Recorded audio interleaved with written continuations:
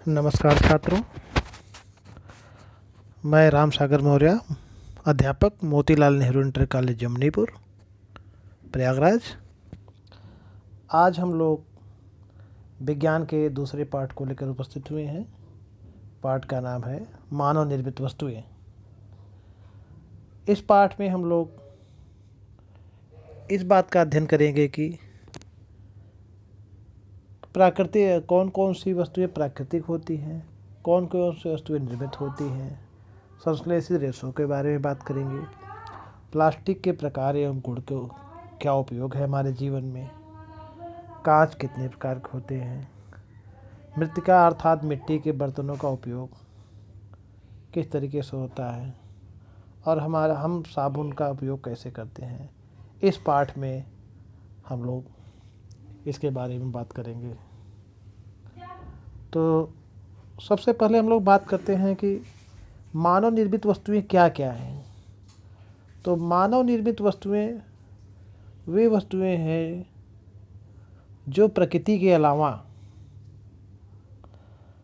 जो स्वयं से बनी है, उसके अलावा जिस वस्तु को बनाने में भी मनुष्य का योगदान रहा है, वो मानव निर्मित वस्तुएं हैं। जैसे कपड़ा के मिले,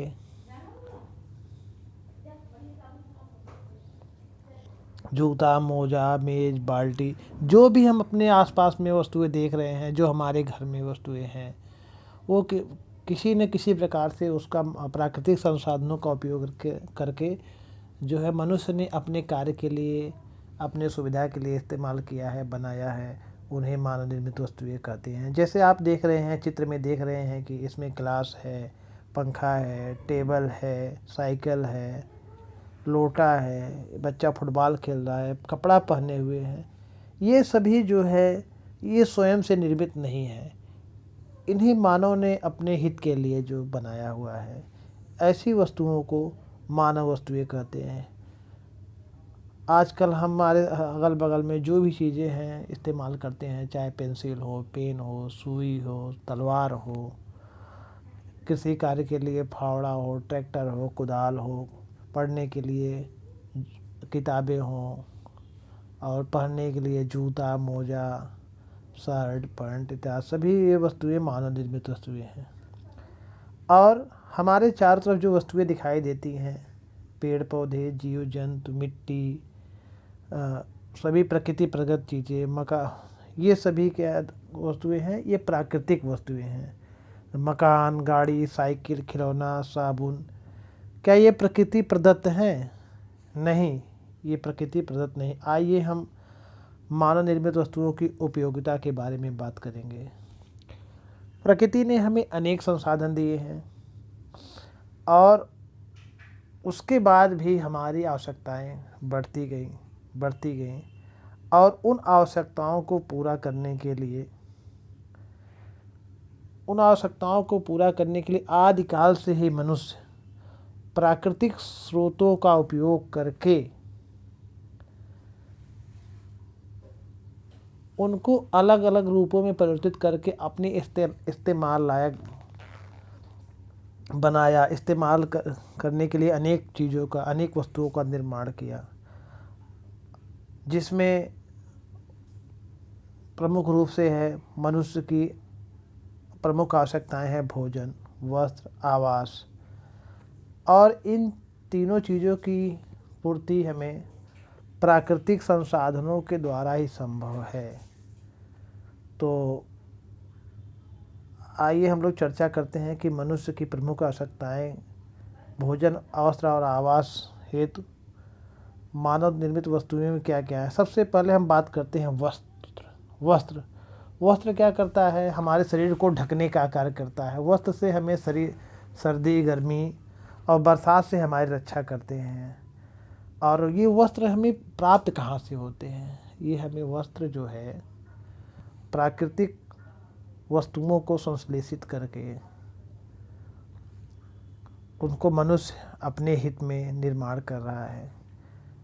जैसे सूत का प्रयोग करके सूती धागे बनाए जाते हैं, और यह हमें किससे प्राप्त होता है? कपास से प्राप्त होता है। कपास एक पेड़ है। उसी तरह हमें ठंडी में बचने के लिए ऊनी वस्त्रों का उपयोग करते हैं। और ये ऊन हमें ये वस्त्र जो है ऊन से बनाए जाते हैं। और ये ऊन कहाँ से प्राप्त होते हैं? ये ऊन भेड़ों से प्राप्त होते हैं, बकरियों से प्राप्त होते हैं, ऊँट के बालों से प्राप्त किए जाते हैं। उसी तरह से रेशम के जो धागे, रेशम के कपड़े होते हैं, रेशम के धागे रेशम के कीट से प्राप्त किए जाते हैं। और कुछ और जो धागे हैं, टेरिलिन हैं, संश्लेषित रेशे हैं, ये मानव निर्मित हैं। ये मानव, तो इस प्रकार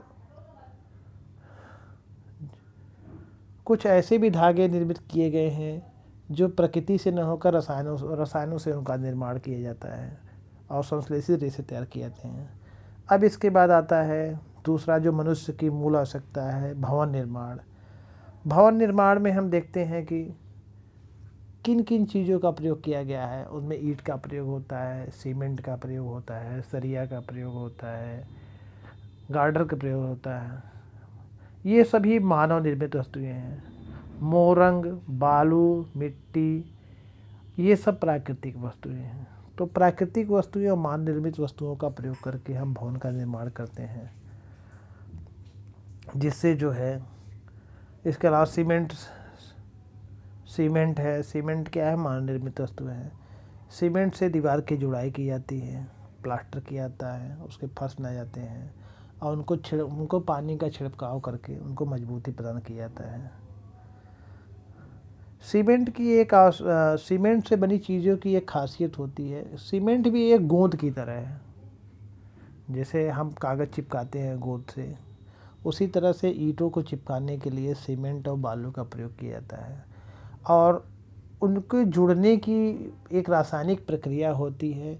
यह पानी मिलाने से लेकर के, सीमेंट और बालू और गारा बनाने से लेकर के जुड़ने के बाद 14 दिनों तक ये प्रक्रिया चलती रहती है, और जिससे सीमेंट कठोर और मजबूत बन जाता है।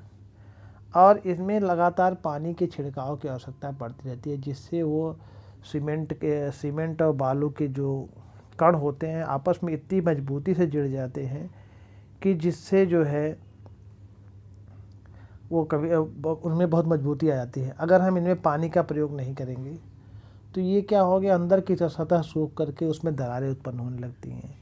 तो इसीलिए जो है सीमेंट में जो है, सीमेंट से बनी निर्मित चीज़ों में बनाने के बाद कम से कम उसमें 14 दिन पानी का छिड़काव करना चाहिए। अब आते हैं घरेलू कार्यों में क्या क्या मानव निर्मित वस्तुएं हैं। घरेलू कार्य में सबसे पहले हम सुबह उठकर स्नान करते हैं, अपनी नित्य क्रिया कर्म करते हैं, दांतों की सफाई करते हैं, भोजन करते हैं, मकान की सफाई करते हैं, सजावट करते हैं। इन सभी कार्यों को पूरा करने के लिए हम मानव निर्मित वस्तुओं का उपयोग करते हैं।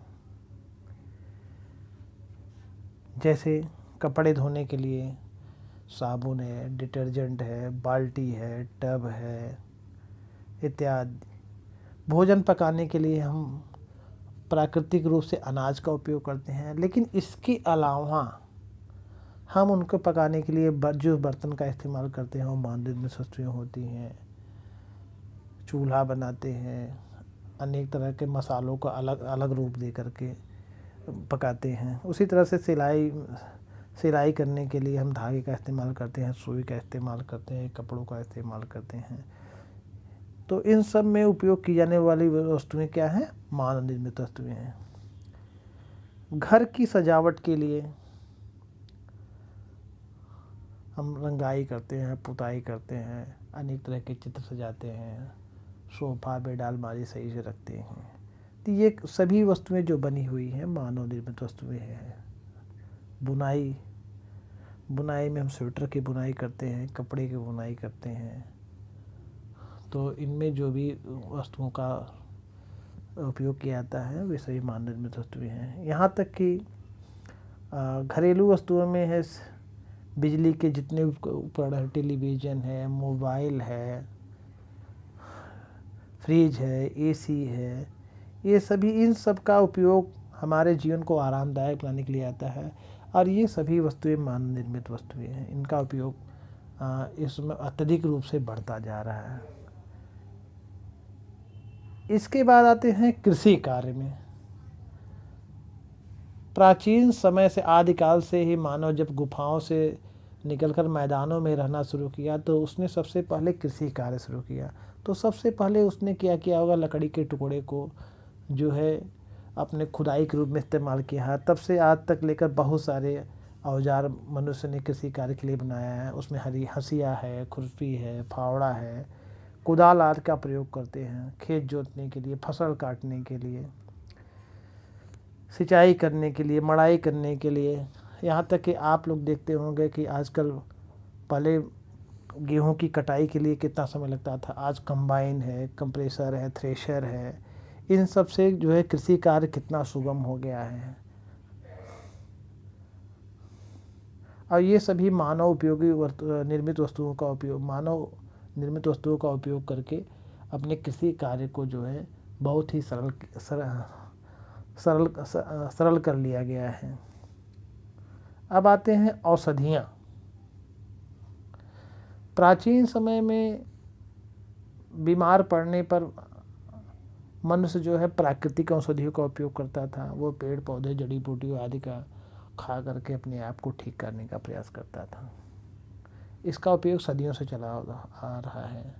लेकिन आजकल जो है अनेक औषधियों का निर्माण रसायनों से होता रहा है। हम लोग बुखार होता है, खांसी होता है, हम लोग मेडिकल स्टोर पर जाते हैं और वहाँ रासायनिक औषधियों को लेकर के, डॉक्टर के साथ रासायनिक औषधियों को लेकर खा करके हम ठीक हो जाते हैं।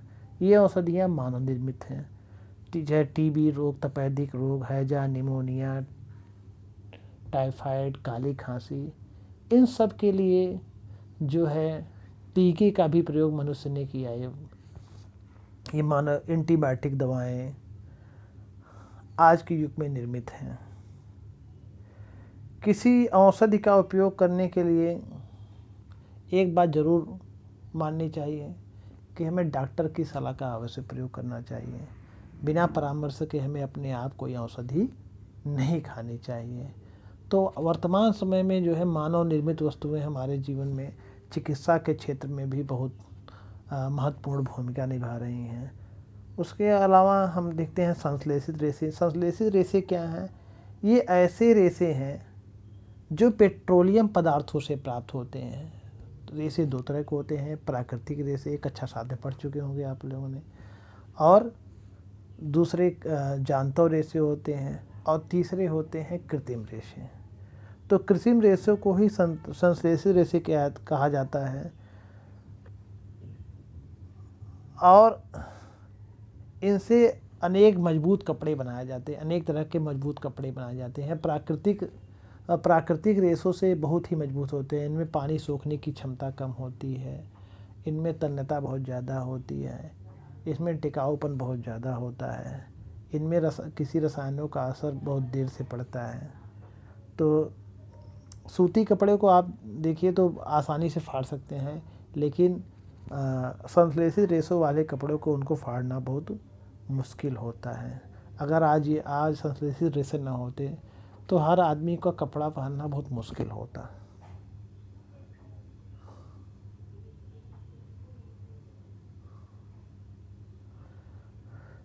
तो संश्लेषित रेशे जो है मजबूत होते हैं, टिकाऊ होते हैं, और इनके रंग आसानी से नहीं उड़ते हैं और बहुत दिनों तक बहुत ही टिकाऊ होते हैं, बहुत दिनों तक चलते हैं। इनमें धूप, गर्मी, शीत का कोई प्रभाव ज़्यादा नहीं पड़ता है।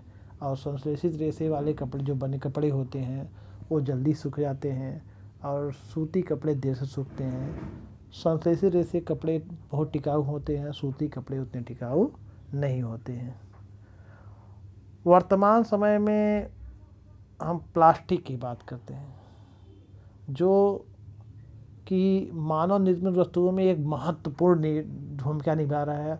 और पूरे विश्व में आप कहीं भी चले जाइए, धरती से लेकर के एक कोने से दूसरे कोने तक कहीं भी चला जाइए, आपको ये प्लास्टिक एक ऐसा मानव निर्मित पदार्थ है जिसके बिना अब हम अपने जीवन की कल्पना नहीं कर सकते। तो आप चाहे सुबह उठने ब्रश करने से लेकर बाल्टी, मग, दांत साफ करने के लिए ब्रश का इस्तेमाल करते हैं, और मोबाइल का यूज़ करते हैं, गाड़ियों में विभिन्न तरह के प्लास्टिक लगाए जाते हैं। यहाँ तक कि हम कोई भी सामान अपने घर में जो है सामान रखते हैं उसको हम प्लास्टिक के डिब्बों में रखते हैं। हम यहाँ तक कि सब्जी लाने जाते हैं तो प्लास्टिक की सब्जी में थैली में लेकर आ रहे हैं। कोई भी सामान दूध ले आ रहे हैं तब भी प्लास्टिक थैली ले आ रहे हैं।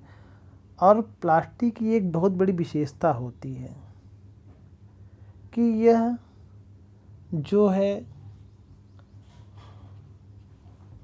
नष्ट होने की गति इसकी बहुत ही धीमी है। प्लास्टिक जो है, कुछ प्लास्टिक ऐसे होते हैं जो हजारों सालों में नष्ट होते हैं। प्लास्टिक क्या है? यह मुख्य रूप से रासायनिक असंतुलित हाइड्रोजन कार्बन का मिश्रण है। प्लास्टिक के अनेक पदार्थ बनते हैं जैसे बेकेलाइट है, नायलॉन है, पॉलीथीन है, टेफ्लॉन है, पॉलीवाइलिन क्लोराइड है। ये सभी प्लास्टिक के उदाहरण हैं।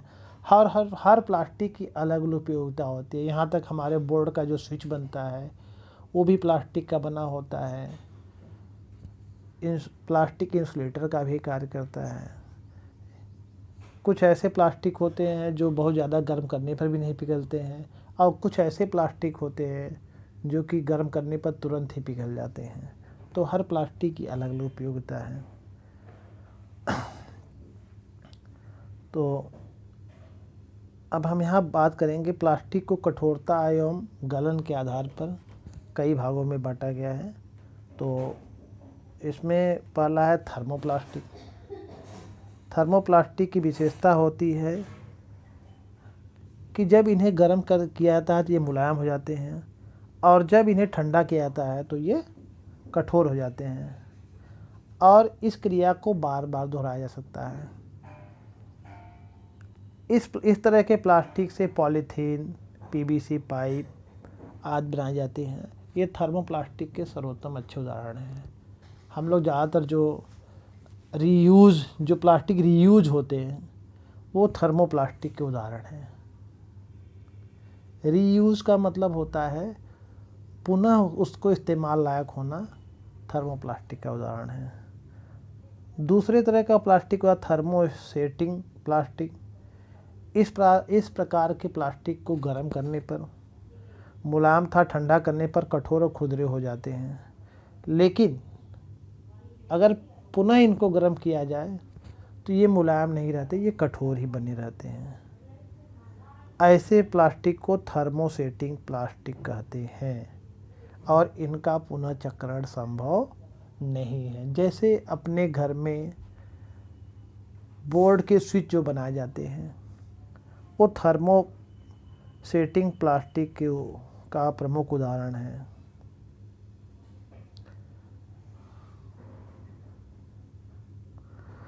प्लास्टिक का हमारे जीवन में बहुत ही व्यापक उपयोग है। दवा की गोलियों की जो टिकियों को पैक करने के लिए, घाव को सिलने के लिए, चिकित्सकों के दस्तानों के लिए,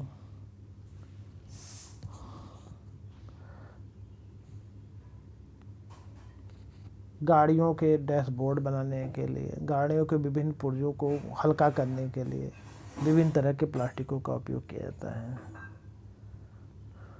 कुछ ऐसे भी प्लास्टिक होते हैं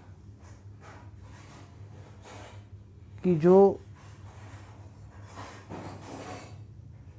गर्मी को भी बहुत ज़्यादा गर्म होने पर भी नहीं पिघलते हैं, और उनमें जैसे माइक्रोवेव में भी कुछ प्लास्टिक का उपयोग होता है जो खाद्य पदार्थ को पका देती हैं, लेकिन प्लास्टिक पर प्रभावित नहीं होता है। आजकल नॉन स्टिक बर्तन का प्रचलन चला हुआ है।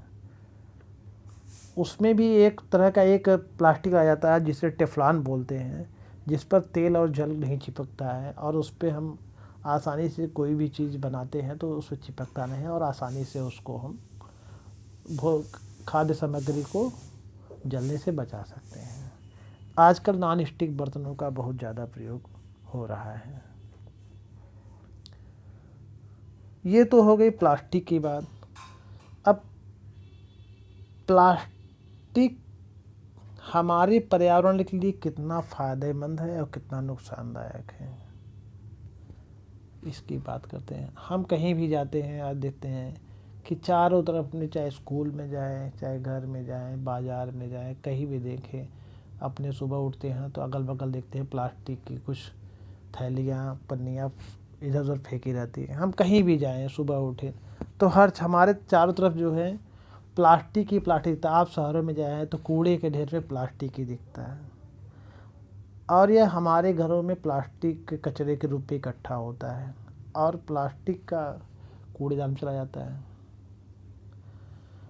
प्लास्टिक की जहाँ एक अच्छाई के सड़ता नहीं, और इसकी अच्छाई ही मनुष्य के लिए एक बुराई के अभिशाप के रूप में धीरे धीरे उभर रही है। प्लास्टिक की एक विशेषता होती है कि यह, इसका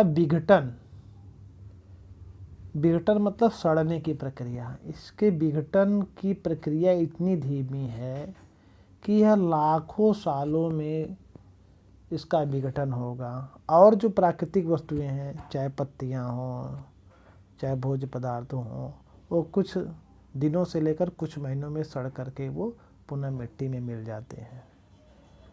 लेकिन प्लास्टिक के साथ ऐसा, इसकी विशेषता ही मनुष्य के लिए अभिशाप हो गया है, और यह पदार्थ प्राकृतिक रूप से जल्दी से विघटित नहीं होता है। तो आइए, यहाँ पर एक तालिका दी गई है। इस तालिका में हम देखते हैं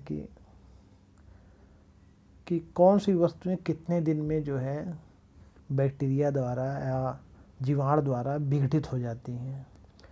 अब जैसे हमारे घर में जो सब्जी और फलों के छिलके, बचा हुआ भोजन आदि, इनको विघटन होने में 1 से 2 सप्ताह का समय लगता है। 1 से 2 सप्ताह में ये क्या होते हैं, सड़ करके ख़त्म हो जाते हैं। आप घूर में लेकर डालते हैं या कचड़े में डालते हैं तो 1 से 2 सप्ताह में ख़त्म हो जाते हैं।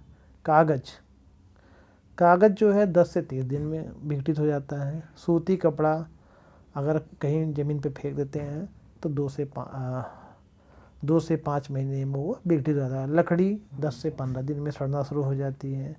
ऊनी वस्त्र जो भेड़ के बालों के बने होते हैं, इनको विघटन होने में 1 साल लग जाता है। टिन, एल्युमिनियम और धातुओं के डिब्बे, ये 100 से 500 वर्ष में धीरे धीरे विघटन होकर के मिट्टी मिल जाते हैं। लेकिन प्लास्टिक की थैलियाँ 100-500 से भी ज़्यादा, इनको सड़ने में लाखों साल लग जाते हैं।